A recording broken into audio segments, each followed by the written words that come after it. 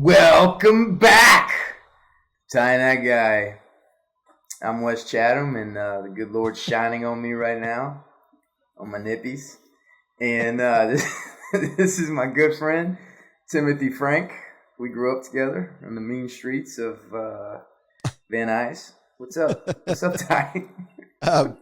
Not much. I'm happy to hear that we grew up on the mean streets of Van Nuys. We usually do something at the end of the podcast where we thank our Patreon members and people that tune in, and we ask people to like and subscribe. I always feel bad. I hate asking people for things, but please like and subscribe. Give us a like, give us a subscribe, because producer Joseph annoys us with making us do this over and over. So just make him feel good. Do it for him, so we don't get. So we're not henpecked to death as we do this.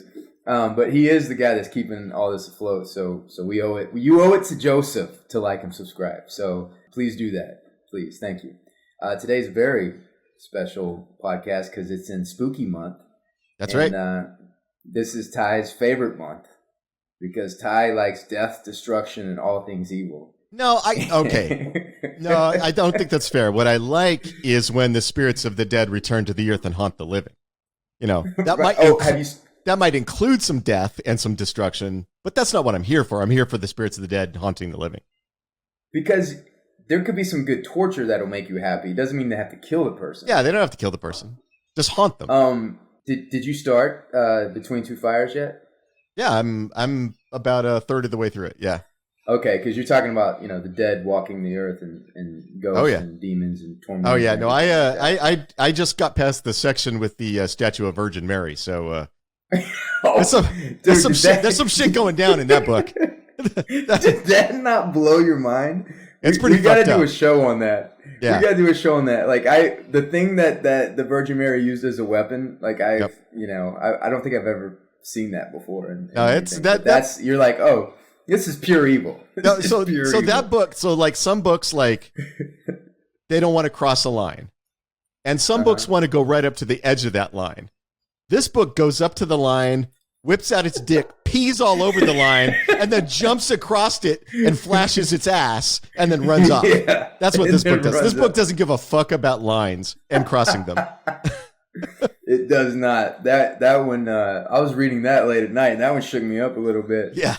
Today we got a John Carpenter double feature, and we're going to be talking about one of the greatest horror movies ever made, if not the greatest. It's definitely for my money the greatest slasher movie ever made, Halloween, and we're going to also talk about The Fog, a classic Halloween double feature. The classic Halloween double feature. When you were younger, and I think we might have talked about this on the podcast. Did you used to watch Joe Bob Briggs? Of course, I still watch Joe Bob Briggs. He's got a show on Shudder. How do you? Oh, really? Yeah. And Darcy the Mail Girl follows me on Twitter. So like I'm balls deep in Joe Bob right now. I bet you are. Yeah. So I used to watch Joe Bob Briggs late at night, and he would introduce me to all these like great horror movies that and I loved him. I didn't know he had a show on Shudder. Do you think we can get him on the podcast? I've never spoken to him. He has no idea who I am. Right. I'd be awesome if we could. I mean, he has been doing deep dives on horror movies for 30 some years now, maybe 40.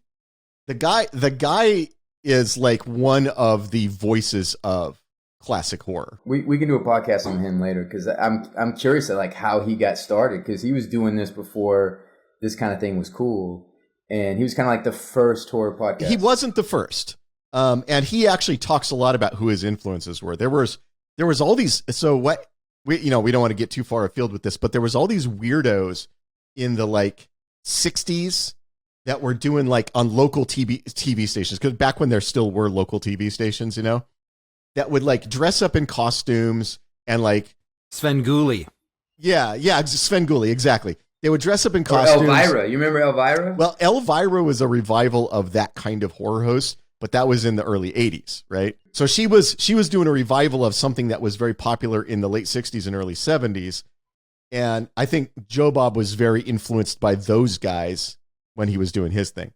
Yeah, but yeah, no, and as a kid of the 80s like we are, then you get to the 90s and you're watching Up All Night with Gilbert Gottfried and Rhonda Shear.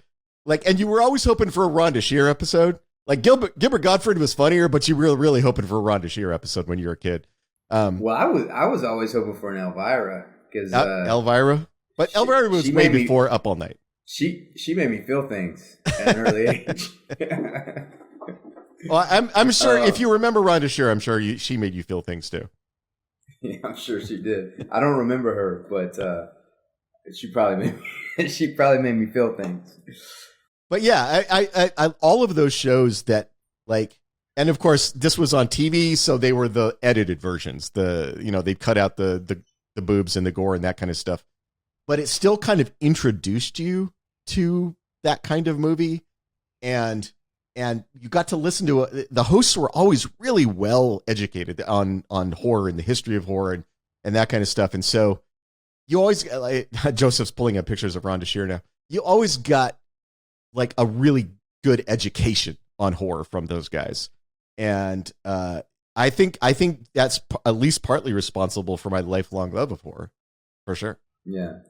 You talk about when they bring horror to television, and I think sometimes it can hurt it, in particular like Halloween, because I watched Halloween for this recently.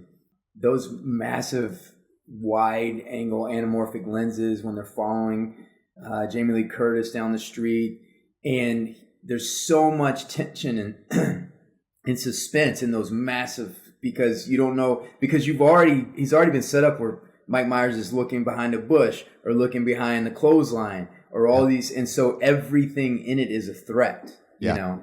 But before I guess we get into specifically how we were shooting or whatever, did you watch these in preparation like back to back, or did you watch I've seen them both recently enough. I didn't need to do that, but I've seen them both very recently. You know what's the Fog, I didn't remember it like I remembered Halloween. It was one of those movies that was on at nighttime and you'd watch like little bits and pieces, whatever. I don't know if I fully watched it all the way through.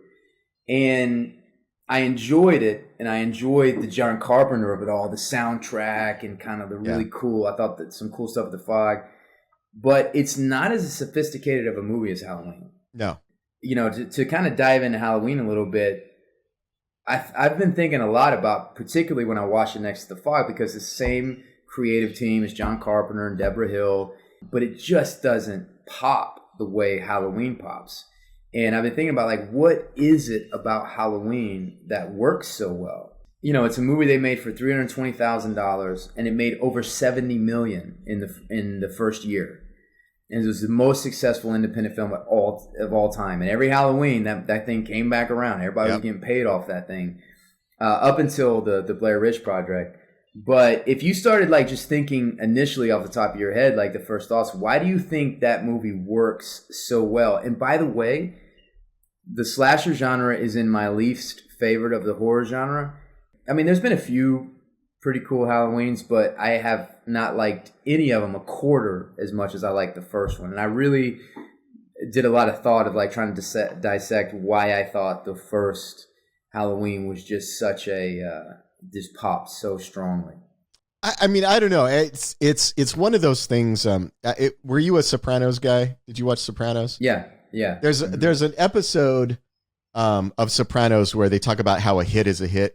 That Chris is trying to produce music with Adriana, and he brings a demo tape in for Hesh to listen to, who was a music producer back in the 50s and 60s.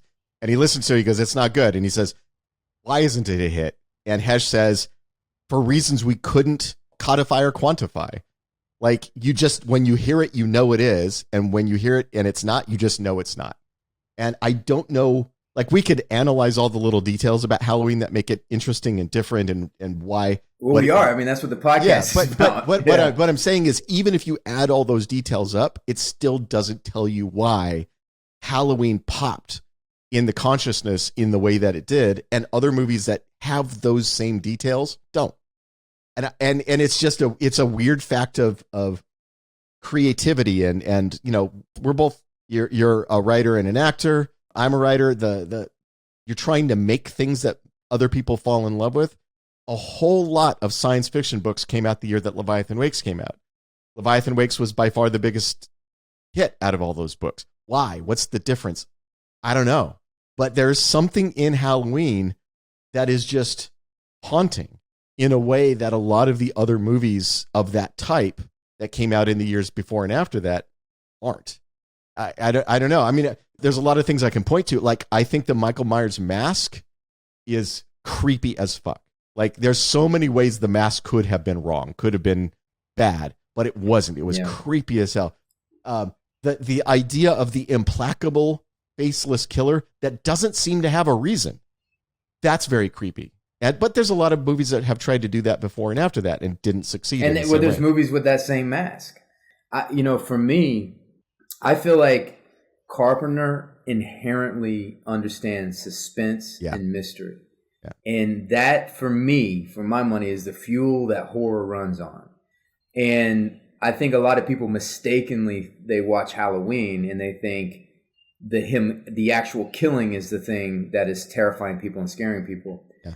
But they were turning the screw on you for all the way up to the third act. Yeah. It's really just, there is the opening scene where, and then also, this was some of the early days of Panaglide, and it's kind of like Steadicam, but the early days of using it, so you see through the killer's point of view. But there is the little details. So Mike Myers' sister was supposed to be watching Mike Myers. She's watching TV with a boyfriend. They're fooling around in the great, 70s and 80s type of way. And then they run upstairs, obviously to have sex. And he says, "Is anybody around?" And she says, "Mike's around here somewhere," right? And then Mike comes in and he has his costume on. So what you get from that is like, this is a kid that up until this point was normal. Yeah. Because she's like, like Mikey's around somewhere and he's in a costume. So he's doing his normal Halloween trick-or-treating thing. And then he just makes a choice. He just goes up. There's the smooth walk that Mike Myers is known for is evident in the beginning. And he goes and he takes out the butcher knife and he goes upstairs and he calmly stabs his sister to death. Yeah. Right? Yeah. And that calm is part of the horror of it. Yes. Yeah. And then when they take that kid's mask off, it's an innocent kid's face who was bewildered, right? He was just kind of staring off. Yeah. Whereas, like, I think a lesser director or it would have been like, he'd have been seething or angry or mad. But that kind of like blank look is where you were like, oh, you're projecting in this. And so that initially had this thing that kicked off. Number two, the thing that I think it works really well is Donald Pleasance. Donald Pleasance and his character, he's an extraordinary actor. You're not used to seeing that level of acting in a B-level movie. Yeah. But they understood how to dramatize the exposition of Michael Myers within this situation because he's begging them to keep Michael Myers in maximum security prison. Yeah. And that's that whole beginning. And when he's begging them, you realize that this guy knows Michael Myers better than everybody. And if he's this terrified, then it makes you like, okay, this guy, like, and they're not listening to him. So you have that conflict of like fucking listen to this guy. Something's really off with this guy. And then he goes in and he has that scene with Mike Myers and he says, "You fooled him, didn't you?" But I didn't fool him. And he's staring off into the thing. So, and I'll make these quick because I don't want to take up too much. But then they're going because he doesn't want Mike Myers to pass his exam. And she was trying to get this nurse to drug him. So then he can get into maximum security prison. And when they show up, all the inmates of the maximum security prison are all wandering around in their nightgowns out in the rain. And it's fucking terrifying. He steals the car, he leaves. Now you know what's out there. You have what's out there, and it was done extremely well. It was very little gore, very little killing, but you know that there's something out there. You know the mind of this thing. Then you take it to the sunny American suburb. The place up until this point is where safety is, right? You have these high school girls that are, talking about their plans for the night. They're excited about this. They're babysitting. They're in school.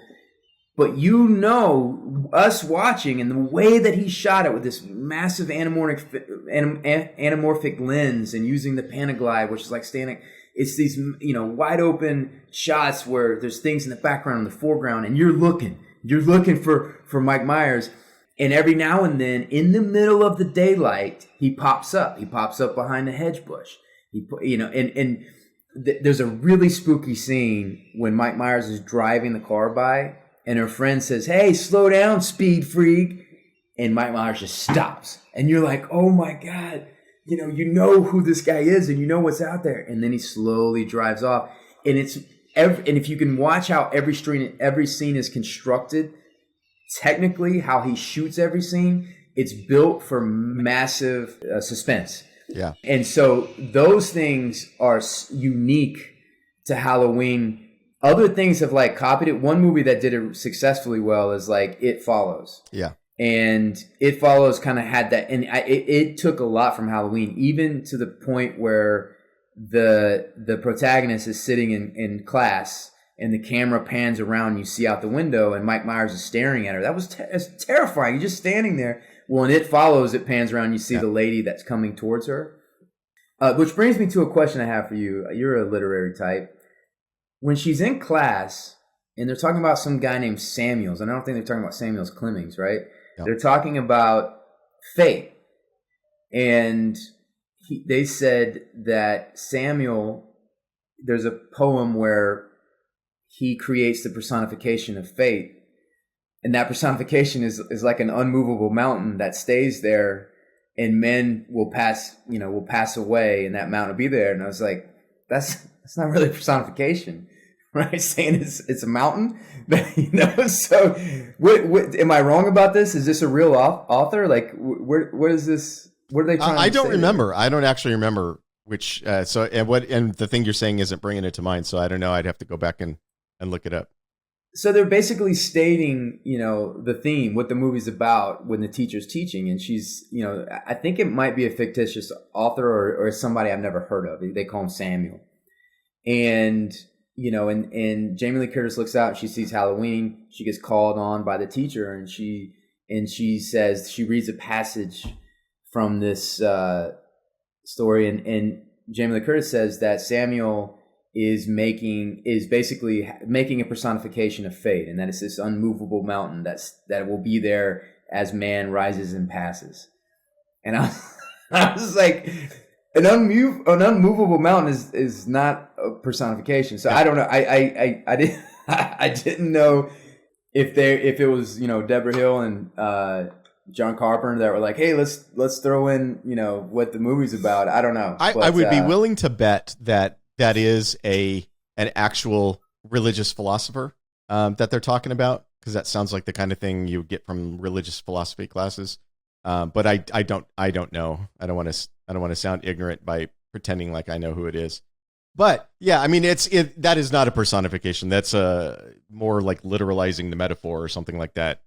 But it's interesting to me because for a low-budget movie to be made in 1978, if you go back and watch low-budget movies that were made in 1978, even movies, same genre, same style, like Texas Chainsaw Massacre, which was in, I think, 74, they're not as sophisticated, and they don't look like this movie looks. This movie, for a horror movie, is a masterpiece. And each scene is so innovative and so well shot, and it tells a story within itself. And he really plays with suspense and mystery. And for me, that's what makes horror movies. Well, that's interesting. I wish I had looked this up before we started.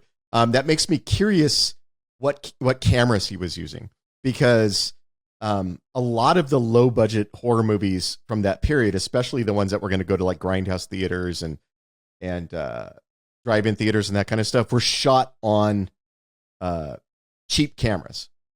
And so they just look cheap, It makes me wonder if part of what was happening there was Carpenter was using very high quality cameras that a lot of the low budget directors didn't have access to.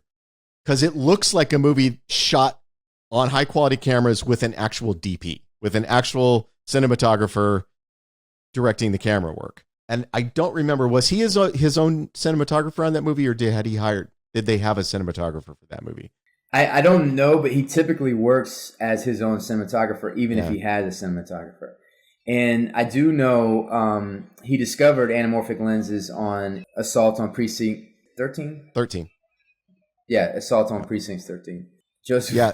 So they did. We can't read a Wikipedia page. Oh. You could just chime in and tell us. Dean Cundy. Oh, Dean Cundy.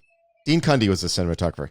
Yep. Oh, Dean Cundy. Yeah. Dean Cundy. Okay, so he did have a cinematographer, and it looks like a movie that was shot by a professional high-end cinematographer.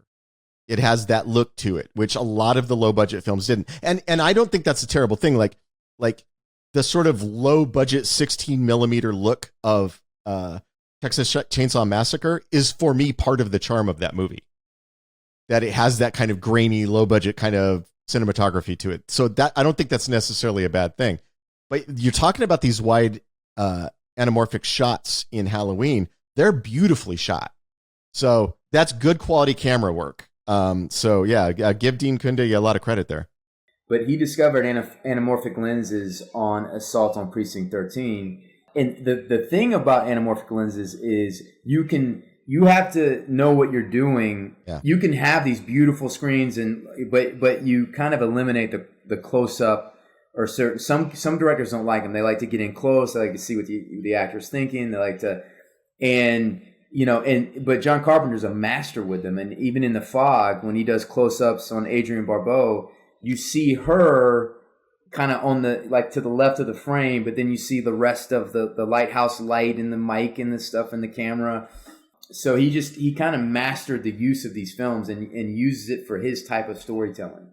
You were talking about Mike Myers later, and I think another thing that really works for this is, now we were talking about the personification of fate, but Mike Myers is the personification of evil.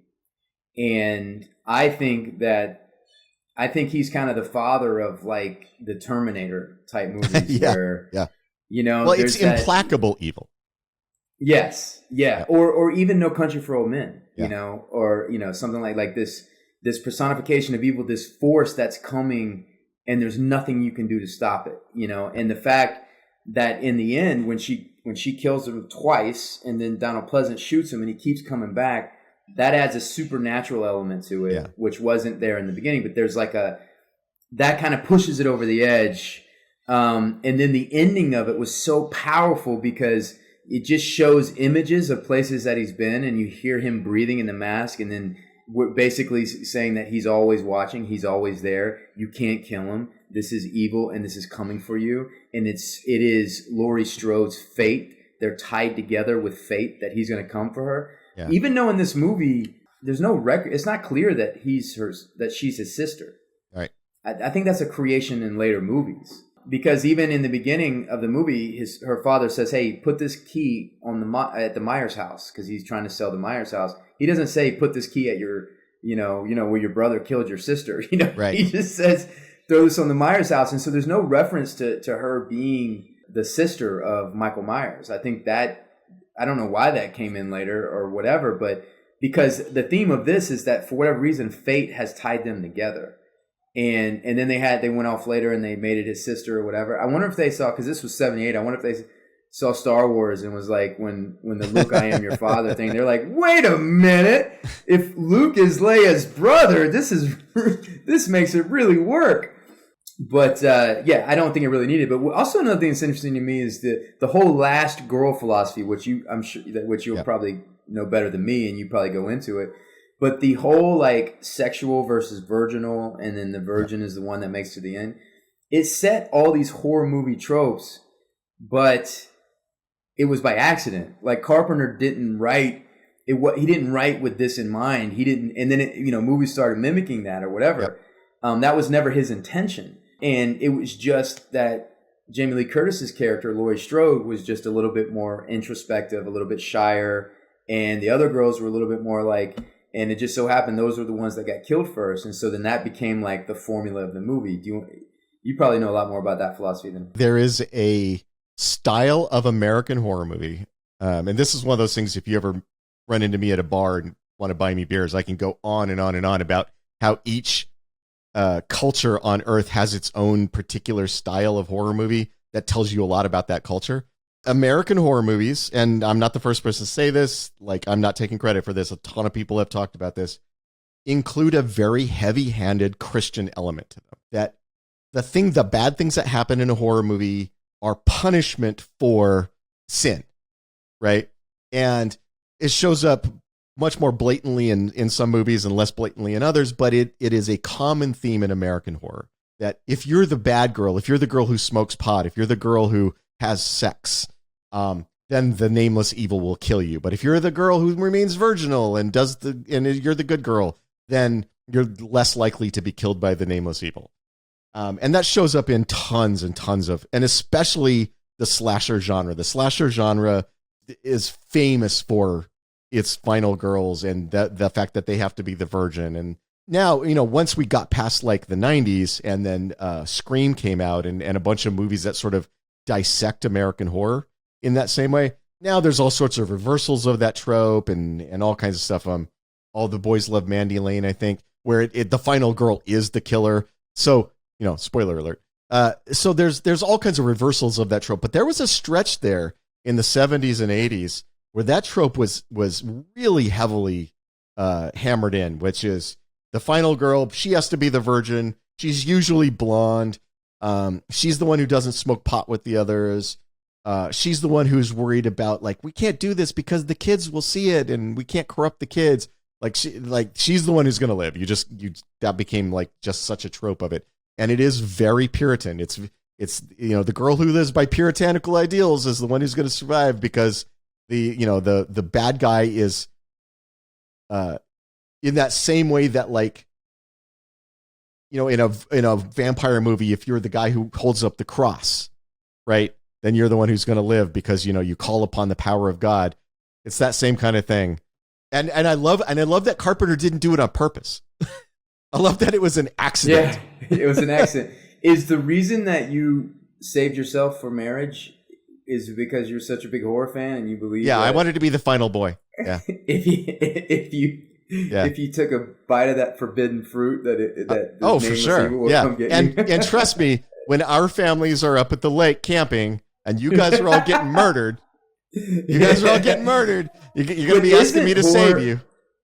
But isn't horror, and about, you have a wider knowledge of horror than I do, but isn't horror, in all cases, doesn't it have something to do with morality, depending on whatever that culture's morality is at the time? Well, sometimes it's morality, and other times it is cultural mores, which are different things. One of the interesting things about Japanese horror, a specific style of Japanese horror, is that the thing that kills you is not that you violated some moral thing, it's that you were noticed by the evil spirit. And once you are noticed, then it's impossible to escape. Once the evil spirit has noticed you, it's going to kill you. It's impossible to escape from it. Things like, think of things like The Grudge. The people who go into that house aren't doing anything wrong. They just go into the house, and once the ghost in the house has noticed them and is aware of them, they are doomed to be killed by it. And one of the recurring themes in Japanese culture, less so now, but it was a big deal in the past, was do not draw attention to yourself. Like that's a big no-no. People are not supposed to draw attention to themselves. And so you see in Japanese horror, you drew attention to yourself, the ghost has noticed you, now you're fucked. Right? And it has nothing to do with any morals that you violated. It's more of a cultural moray kind of thing that you violated. That's actually terrifying to me, is like getting noticed by the ghost. Yeah. I remember as a kid when the Ouija board, like people would play with Ouija boards and we would go in like empty houses that, haven't sold yet or whatever. And we would all like have candles and do Ouija boards, whatever. And I was like, I don't want to fuck with the Ouija board because that demon that you're talking to doesn't know doesn't know about me, and I don't want. The Ouija board was invented by like a board game company. It's not, it's not a real thing. Don't give me that. You work for them. Don't give me that. The Ouija board is not real. That it's not a gateway to darkness. That it's not that you're not communicating with demons in hell. That is a window to hell. The Ouija boards, and our 8 listeners, I care deeply about them. And I'm not going to let you get on this podcast and talk about that there's no danger in playing with Ouija boards. I won't let that happen. And I you know what? Go ahead. Sorry. I'm of the opinion that a person can be playing with a Ouija board while they're using their tarot cards, while they're burning their black candles, and while they're drinking virgin blood out of the skull of a goat, and no ghosts are going to show up. Bite your tongue. Do not listen to him, guys. Disclaimer, Joseph. Disclaimer this. You know, the thing is I was talking to my buddy JD the other day. Do you ever meet my buddy JD? I don't know if I've met him. Anyway, I had lunch with him the other day. I'm in LA. I had lunch with him, and he was like, "Hey, man, I listen to your podcast. I really enjoy, listening to you guys." And he goes, "I mean, it's not like you guys are curing cancer." No. That kind of struck me a little bit, though. I was like, "Motherfucker, maybe one day we will cure cancer." But anyway, I would say that to say that I'm demonstrating how important this podcast is right now. This is a public announcement. Do not play with Ouija boards. It is a gateway to hell. And don't listen to Ty. He works for the other side. He works for the other side sometimes. You know, at the end of after school specials, when Dylan McKay on 90210 or Brendan Walsh would be like, "Hey, I play Dylan McKay on 90210, but alcohol is a really serious thing." We got to do our disclaimer about Ouija boards and the dangers of Ouija boards. Okay. Hey, wouldn't that'll be the short film. I'm pretty sure Ouija boards were invented by the same company that makes Monopoly. So I don't know how much demonic power is in those things. That'll be our.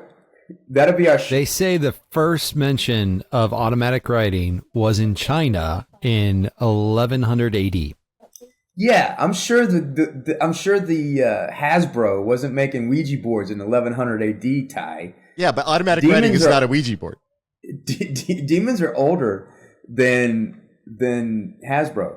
But listen, that'll be our first Tying That Guy horror film, is that you're on and you're promoting Ouija boards, and then we'll have our eight fans. We'll have them be in the movie where they slowly are like, let's have a Tying That Guy Ouija board game, or let's do this drinking game, and then they end up playing, and then slowly each one gets murdered. Wes, I will happily go with you to the abandoned mental asylum, play with a Ouija board and some tarot cards and black candles and goat skull.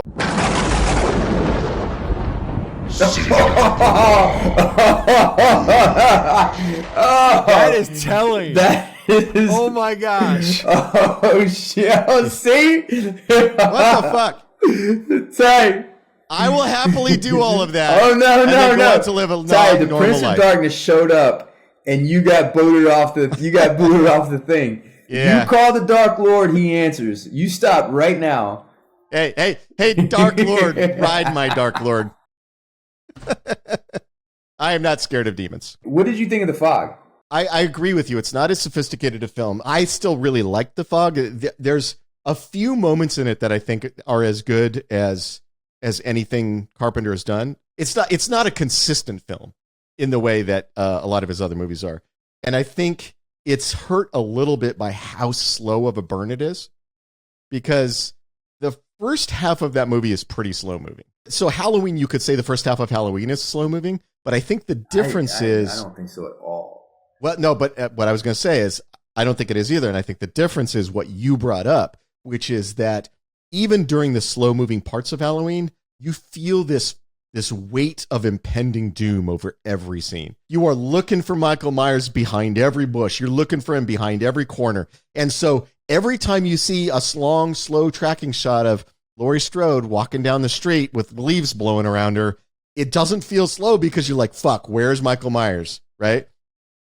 I don't think The Fog nails that. I don't think it has that sense of impending doom in the same way that Halloween does. And so the first half of it does, to me, feel slow, because I'm just waiting for the fog to show up so like the ghost pirates can start murdering people. So it doesn't have that sense of impending doom. See, as a horror fan, I live for the first and second act of Halloween. To me, that's my payoff. Is where you create this sense of impending doom and you fill up the moments with suspense and you capitalize on it with the way that you shoot, the way you showing. you're showing Mike Myers in the daylight standing in a neighborhood when people are driving around and everything like that, or he's at school. He shows up at school. By the way, how does a guy how does a guy in coveralls, like, this was a different time. You're not getting onto my kid's school. You're just showing up in coveralls at that time. But anyway, and so The Fog, for me, I had a different experience because and to kind of get, so Halloween's one of my favorite horror movies of all time, but slasher genre is one of my least favorite genres of all in the horror spectrum. Ghost stories are probably my favorite. So the type of movie, the Lovecraftian type of movie that The Fog is typically my favorite type, but I like Halloween way more. And the way that Halloween took its time, the way that he structured scenes, how he went into scenes, how he got out of scenes, I didn't see the same level in The Fog. Now, the things that worked for me, I really was on board when John Houseman was telling the ghost story to the kids, and he had the watch and The Fog and everything. I thought that was kind of a cool thing. That always brings me in. I love a good ghost story. That classic John Houseman voice telling a ghost story, beautiful. And he was in the movie that you love called Ghost Story. Where they sit around and tell these. Where they're sitting around telling ghost stories. Mm-hmm. Yep. So, so then I was on board, and I thought and I love a small town in horror. That gets me every time. I love the town, Antonio Bay. I like the different cast of people. You met the mayor, who is Janet Leigh, who's Jamie Lee Curtis's mother, who was in Psycho. And so I loved, the setup. But for me, the story wasn't as sophisticated. The priest, the backstory of how the priest, he gets up off the desk and this rock falls out of the wall and he pulls the journals of and now I'm a sucker for some, like in Nightmare on Elm Street, when she finds the diary of the mother, I am fucking in. That is, so right now this should be my strike zone. You got the whole ghost story set up. You're taking your time with it. You're allowing suspense and dread. They even had those like poltergeist moments where like the car alarms were going off. The gas thing flew off the thing, and so like I'm on board for all of that. John Carpenter's score, the look, the way that everything in his movies, it has a look to it that's really interesting. The Fog, I like the little town. Yeah. But then when we started getting to the actual guys in the killing,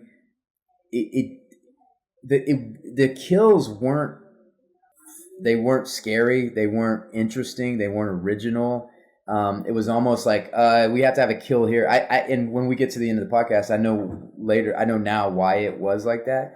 I didn't feel like I really felt like, with Jamie Lee Curtis and the people, and I really feel like I got to know them and I cared about them. I didn't really care. I mean, Adrienne Barbeau and I didn't really know them that well. I didn't care. I didn't really understand what was motivating them. I didn't understand how they were connected or drawn to each other. I didn't fully understand the rules of the Fog and the people and the zombies involved. Yeah. Because you think, that they're in the Fog, and that's and the Fog almost acts as if it's an entity within itself, because when the Fog touches things.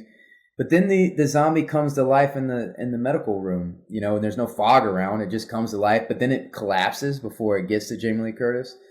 So from a story perspective, it had a great setup, but it doesn't execute, and the movie feels like it's really 2 acts, and it should have been 3 acts.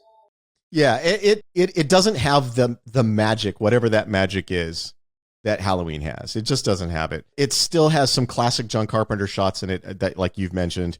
It still has John Carpenter's score. I always love all his scores. I just watched a movie recently I didn't like that he did the score for, and that was like the one bright spot for me, was that, hey, there's John Carpenter music in this. That's cool. I'm watching it more for the score at that point. So all of that stuff is good, and I think there's only one John Carpenter movie I actively hate out of his entire catalog, and he's got an extensive catalog. So even his lesser works are something that if it's on, I'm going to watch it. Yeah. Because I like what he does with a camera. I like what he does with a scene. Yeah. And even the stuff that isn't his A+ tier stuff is still interesting to watch for those reasons. So, I mean, The Fog for me is one of those films. I would say it's in the middle for him. It's like It's not one of his worst films. It's not one of his best films. It's serviceable. It's, I like Adrienne Barbeau, so I'll watch her doing stuff, and like you said, the premise is interesting. And I also agree with you that the movie doesn't take full advantage of the interestingness of its premise. Yeah. That if the ghosts felt more like they were almost part of the fog, that would have been a much more interesting version, I think. But like you said, then there's scenes where they're not in the fog. So like the world building isn't really super airtight for that. Yeah.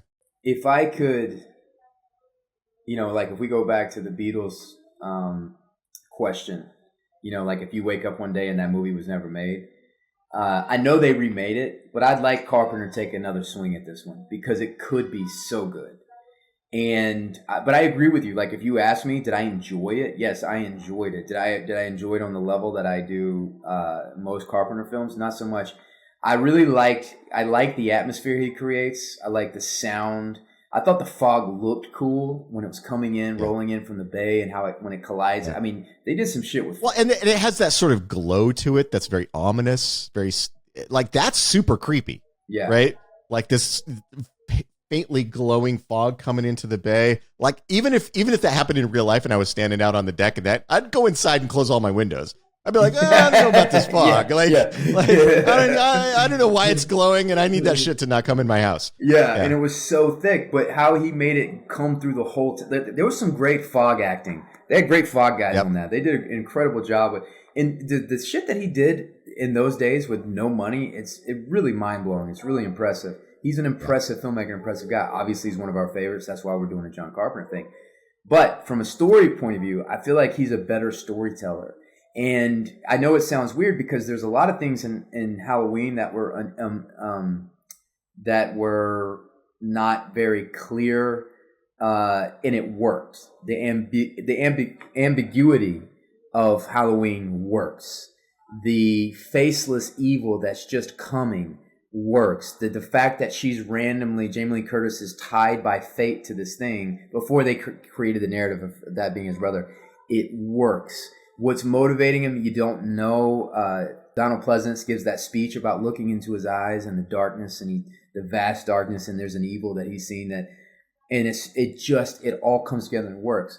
Typically, though, with story, I like the logic of the thing to be so sound that when I sit back and think about it, I'm like, oh, like I can see the story, coming through, and so the story of these lepers that were trying to find a home, and then they were thrown out by the townspeople, and they stole their gold. That's interesting, and that they're coming back for revenge. That's interesting. Yeah. And I liked the setup, but the execution didn't live up to the promise of the setup. And you got Hal Holbrook, this terrific actor. He's kind of passive. He doesn't. This rock falls down. He reads this journal, but he just stays in the church. He drinks. He doesn't warn anybody. He doesn't do anything with it.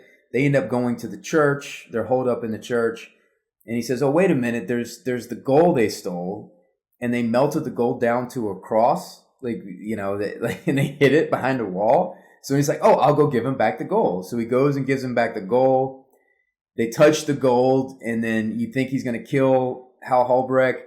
And there's even a moment in there when they're saying, oh, they need to kill 6 people because there's 6 and they killed 6 people. But then they touch the gold and it's like, oh, they forgot about the 6 people. And then, and then they disappear and they gave them this cross of gold. And so it's like, did they want the gold back or did they want revenge? And if they wanted revenge, did they meet their quota of the 6 people? And so, it kind of, because at one point they're even keeping track of that. And what I found out later, like in researching this, they shot the movie. They watched the movie. They didn't think it worked, so they went back. The shit they reshot. This is the stuff they reshot. They reshot all the paranormal stuff in the beginning with the horns going off and the lights and everything like that. They added that. They added that. They added the whole North by Northwest scene where Andrea Barbeau is climbing on the top of the lighthouse. They added that. Right. They added the guy when his head turns that seems out of place and there's worms on his face. They added that. they added the Jamie Lee Curtis scare when they're in the boat and she's talking and that dead guy falls out on top of her and everything like that. Yeah. And then, and then they do that. They have that great setup in the morgue where they're like, this guy, by the way, shout out to Assault on Precinct 13. The main guy in Assault on Precinct 13 is the morgue guy. Joseph, if you can chime in with his name.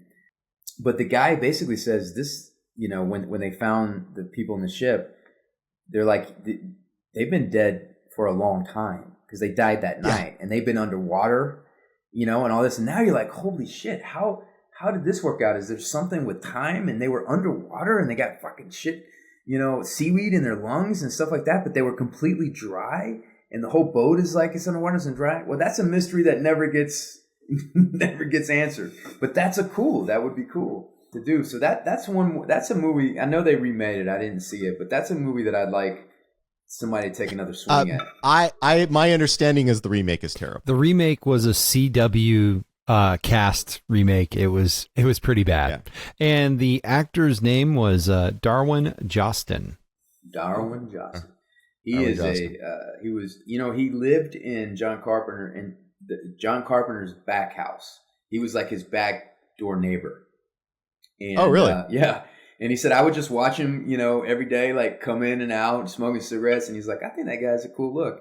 And he goes, we had, a mild kind of friendship, and talking and everything. And that's Carpenter was like, hey, you want to do this Assault on Precinct 13? And that's how they became friends and started doing their thing. And I was like, damn, man, if I could, why couldn't I live behind John Carpenter when I first got to town? Well, he wouldn't have liked your look. He'd be like, who's this fucking pretty boy standing in his backyard? Well, I would have forced my way into his life somehow. Yeah, no, and I agree with everything you're saying, and it doesn't bother me when mysteries aren't explained. I actually like that. I like when the mysteries of the story imply the explanation without stating it. I like that. One of my, you're talking about Halloween. One of my favorite things about Halloween is that, you start out with the kid stabbing his sister. He has that blank look on his face. He's like, there's no passion. There's no excitement. There's no fear. He's just kind of there. He just murdered somebody and he just doesn't give a fuck. And then when he shows up later, he's got that same sort of blank thing. And it's Donald Pleasance saying, I've looked into his eyes. I've seen the evil there, but they never explain why. And one of my least favorite things is when inferior filmmakers then go and try to remake those things and add a bunch of explanations because they think that's what the movie needs. The remake of Halloween where they're like, oh, the reason he was Michael Myers and became evil is because he was abused. And they try to give all this backstory for it. I fucking hate that. Let it be a mystery. It's okay. You don't have to explain everything. It drives me crazy. And for filmmakers, stop feeling like the way that you add your stamp to an old story is by going and explaining everything that the old story didn't explain. That's not what the story needs. The story doesn't need you to explain shit. Those things can just happen. It drives me nuts. And it seems like this is the thing that happens over and over again where they're going to make a remake of this thing. And I'm always like, you know what they're going to do? This thing was never explained in the original movie. They're going to remake it and they're going to explain that.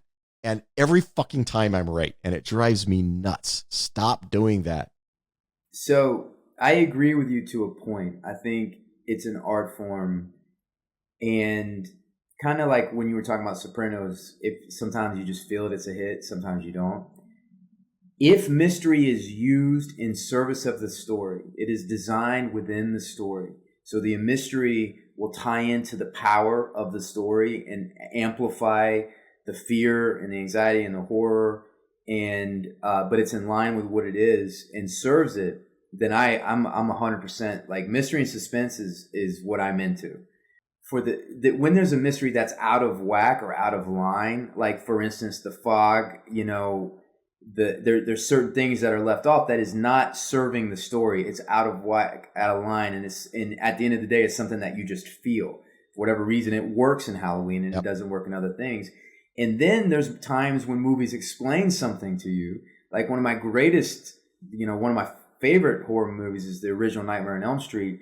When she finds her mother's diary and her mother's telling the story of Freddy Krueger and what Freddy Krueger used to do, to me, that heated the movie up. That amplified it. It was told through the lens of history, through her mother. It was a personal history.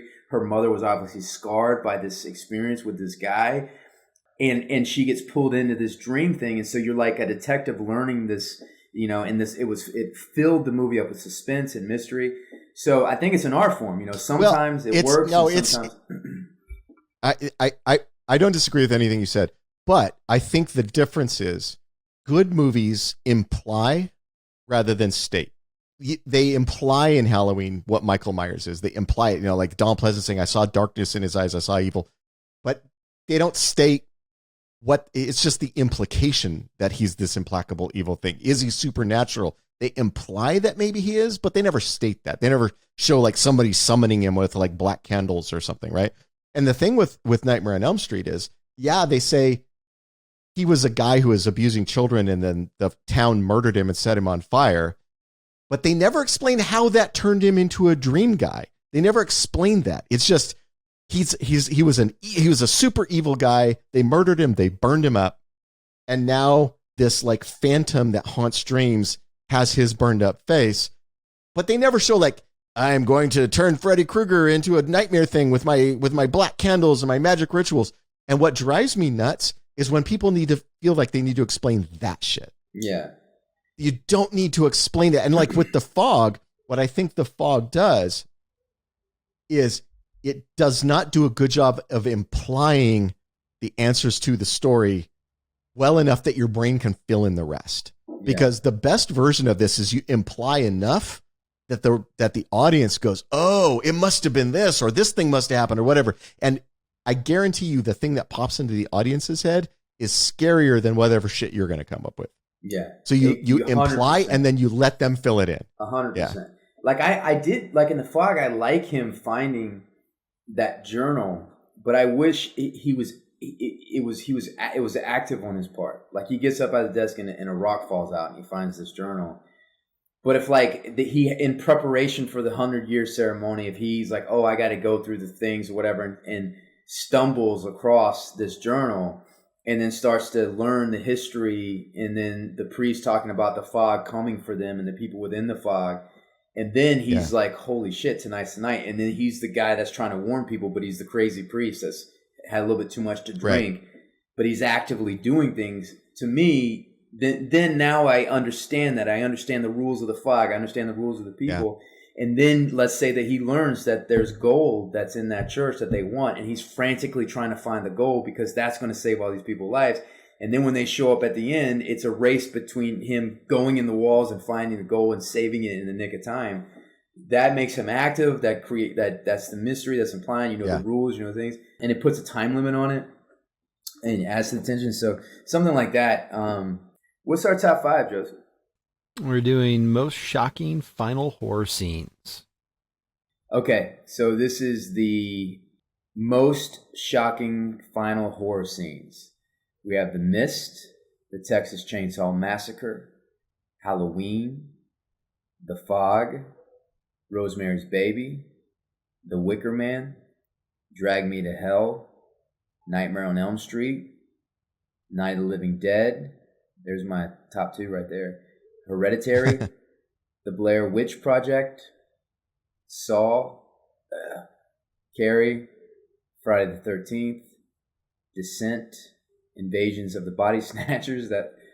That's the I assume in the Donald Sutherland one, right? Donald Sutherland, yep. Yeah, Candyman, Ready or Not, You're Next, Pieces, Don't Look Now. I have 3 suggestions, and you can tell me what you think. So, Night of the Living Dead, that's the classic ending. I would say of all of these, it's the one that, because I saw that when I was relatively young, like, preteen. Mm-hmm. That one is the one that most punched me in the stomach when I saw it. Mm-hmm. That was a gut punch of an ending. Yeah. And totally unexpected and just really floored me. So just from an emotional standpoint, I would say that's my number one. You know how sometimes a collective viewing, just the experience of it is it's a magical thing. And I remember my buddy, Brian Pinkard, it was his birthday. and we were all staying over at his house, and it was like 5 of us guys, and then his older brother had friends, and we all watched I think we watched all the Living Dead. Night of the Living Dead. Like we stayed up all night watching those. But dude, that ending, because that was the first time I saw it. That's the first time I saw the movie. That ending rocked us all. We were like, oh shit. So that would definitely be on my number 1. Now, for me, and by the way, this is one of the best starting lists I think we've had. You mentioned Nightmare on Elm Street. Nightmare on Elm Street has that shocker ending, but the problem for me is I can't unsee the fact that it is a blow-up doll getting yanked through the window. You saw that? Like, yes. And it was so, the first time I watched that movie, it was so goofy looking. It made me laugh, and so it took all the power away. Yeah. Like that to me, it's like, it's the idea of that ending is great. The way it is actually implemented is so goofy. I'm in the minority. That it worked. I was like, holy shit, it ripped her. But, I was very young when I saw it, but I bought it hook, line, and sinker. But okay. All right. No, I mean, it could definitely be on your list. I'm just saying, for me, that didn't work just because of how goofy it was. Yeah, whatever. Now the ones that like I have a strong emotional connection to, probably because I saw them when I was young. The end of The Wicker Man, and I'm talking about the original Wicker Man, not that terrible Nicolas Cage remake. That was a huge gut punch for me the first time I saw it. What a bizarre movie, The Wicker Man, the original.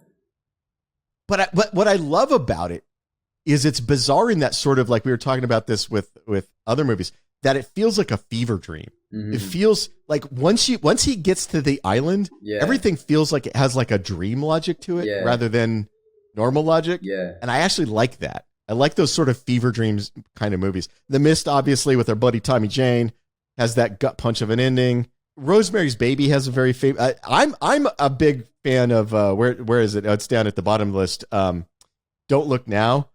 That ending fucked me up when I was a kid. Have you ever seen Don't Look Now? I haven't seen it. No.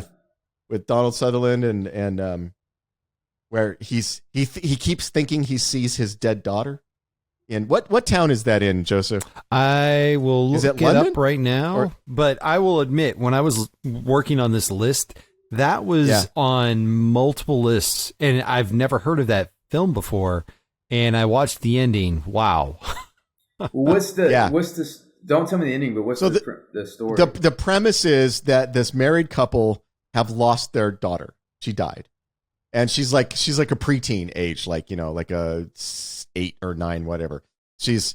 And she died. She was wearing this red raincoat and these boots. And he starts seeing this childlike figure on the street. Oh, it's Venice. Okay, great, Venice. He starts seeing this childlike figure on the streets wearing the same red raincoat and boots that his daughter wore.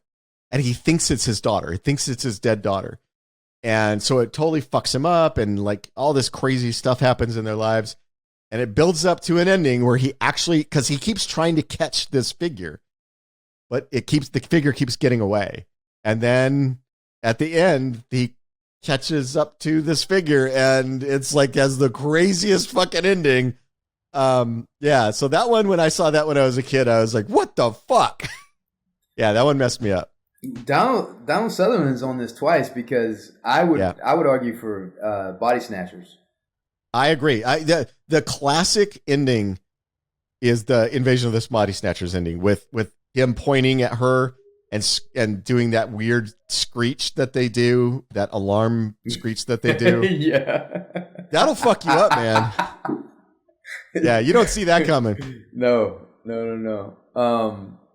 Carrie has the jump scare ending, which is like a classic jump scare. Yeah. I don't know if I would call that like one of the 5 best ever, but it is, the first time you see it, it does make you jump. Well, there's different ways to categorize this, like best or whatever, because that when the Carrie thing happened, like we've seen scenes like that since then, but when the Carrie thing happened, it was fresh. It was new. Yeah. It came up. It was new. And so it kind of influenced a lot of other endings from that I think it has been ripped off a lot. Yeah. Yeah. So I mean, and Carrie really worked on me. It was very effective. The first time I saw it. So I mean, if we put that on the list, I would buy that. I'm not as big a fan as like say Blair Witch Project, which is, I mean, I know everybody loved Blair Witch Project when it first came out. I never loved it as much as everybody else did. The Blair Saw had a very shocking ending, but I don't know if I would put it on my list. Hereditary had a very shocking ending, but and I like that movie a lot. The one that actually got me, and I don't know if it's as good a movie in general as some of these others, the one that really got me the first time I saw it was Drag Me to Hell, because that movie does such a good job of making you think they've solved the problem. And then that moment when he hands her the button is such a, like, I think it's very effectively, and Sam Raimi's a great director. I think that is very effectively shot. It's an interesting conversation because Drag Me to Hell, like that ending works really well, but was it as important, was it as fresh, and was it as groundbreaking as some of these other endings in these other movies, like Carrie was, or Body Snatchers, or Living Dead? So which ones would you put as like the important ones? Well, I think they're up there. And so my question is like, what are like the ones that I would say, like Night of the Living Dead, Invasion of the Body Snatchers, Carrie. I agree with you about Wicker Man. I do think, Nightmare on Elm Street worked on me. But I get your point. I take your point. I've seen it recently, and I understand what you were saying. Blair Witch Project, to me, it was almost like a magic trick, right? It was almost like, the first time you saw this great magic trick, and then when you see the magic trick again, it's not as cool as it was, and it wasn't like that first viewing experience. So to me, the Blair Witch Project was more about as a magic trick or some like a thing that happened in time, but it doesn't stand the test of time. We're not going to do a podcast on the Blair Witch Project. Now, if you want to talk about stuff that is incredibly well filmed and does stand the test of time and has influenced a ton of movies since then, is Rosemary's Baby. Yeah. Because that ending where she's looking down at whatever is in that crib that they don't show you. Yeah. And she's got that smile on her face that is both a smile and also a look of horror. Yeah. Rosemary's Baby, what terrified me about that movie was the person that you love and trust the most was the one that was basically selling your soul to these people, right? Yeah. And the fact that he started having success as she started, her downfall, her spiral downward started happening. He's like, that really creeped me out. But then their confidence in banking on the fact that her love for her child will blind her to the fact that her child's a demon. That, and it did it worked, and it was like worked. The love of a mother, she, even though that this is the devil incarnate that she's raising. That Roman Polanski just killed that movie. It worked on so many levels, and so I think that would definitely be one that's not on this list. That is, I think, a very deliberate throwback to Polanski and Rosemary's Baby, and I thought worked really well, but doesn't belong on this list because it's newer. Have you ever seen House of the Devil? No. About the girl who is hired to babysit, and then weird shit starts happening at the house where she's babysitting. I've always wanted to see that. I love the poster for it. It is a slow burn, but it is very Rosemary's Baby in how it is set up and the slow burn of it and the gradually creeping levels of what the fuck is going on, and then a shocker ending. If you haven't seen it, it's worth watching. If you like Rosemary's Baby, House of the Devil is worth watching. And it is a T.I. West. Is that how you say his name? T. West. T. West movie as well. Yeah. Or Ty, maybe Ty. Ty, what was that movie you told me about in Australia? It's called Lake Mungo. I love Lake Mungo. I think Lake Mungo is fantastic. But here's Lake Mungo. So I would put Lake Mungo as like a also ran like a number 6, because the thing Lake Mungo does is it's not a shocking ending. The horror of that movie is the end credits, because they show you the whole movie. It's like a documentary about this teenage girl that was murdered, and it's people talking about her and all this stuff. And over the closing credits of the film, they re-show you still frames from the movie that will creep you the fuck out. And it's over the ending credits. you watch it. It's like a documentary about this town that was rocked by this murder, and it's the family and her friends, and they're all talking about the horror of it and what happened, and her, they're not sure if it was a murder or if she just drowned and all this stuff, and then you get to the end, and they just, over the closing credits of the movie, they just show you still frames from the movie, and it will creep you the fuck out. So that one gets my also ran honorable mention. Candyman, that was a good one too. Candyman scared the shit out of me. I like the new Candyman, the one Jordan Peele's company did. I actually liked it. It was about something different than the original was about. They changed sort of the subtext of what the movie's about, but I actually really liked what they did with it. So I'm a big fan of the original Candyman and the new Candyman. Both, I think, are both really good movies. Joseph, put The Mist as an honorable mention. You remember we put that up there. The truth is, this list is so good. Almost all of these movies could be honorable mentions. This was a great list. This is maybe the best. Ty left again. Thanks to the patrons who helped me work on this. I love our patrons. See, all that devil talk. All the devil talk. He's back. I don't know what is causing that to happen. Stop conjuring the devil, dude. All right, you're putting us all in danger.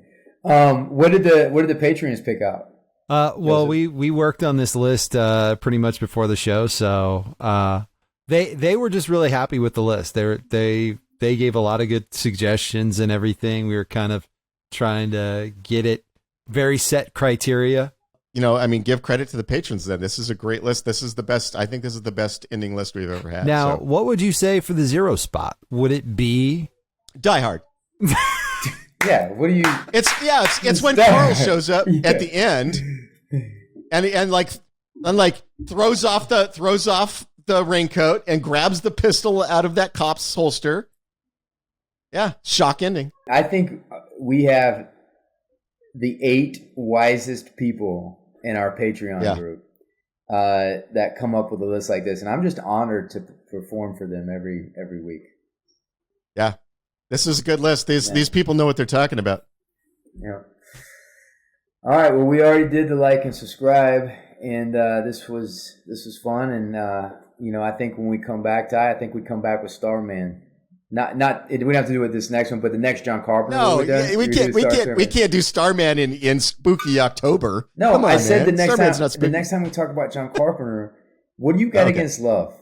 All right, John Carpenter does love just as well as he does horror. And Starman, John Carpenter can do love just as well as he does horror. Yeah. Yes. Yeah. But my dark master, the devil, requires that I not believe in love. So, I must follow his dictates. Yeah, but you're not going to deprive these good people in the Patreon group of Starman, one of the great love stories ever made. Thank you guys for hanging out. Say goodbye, Ty. Goodbye, Ty.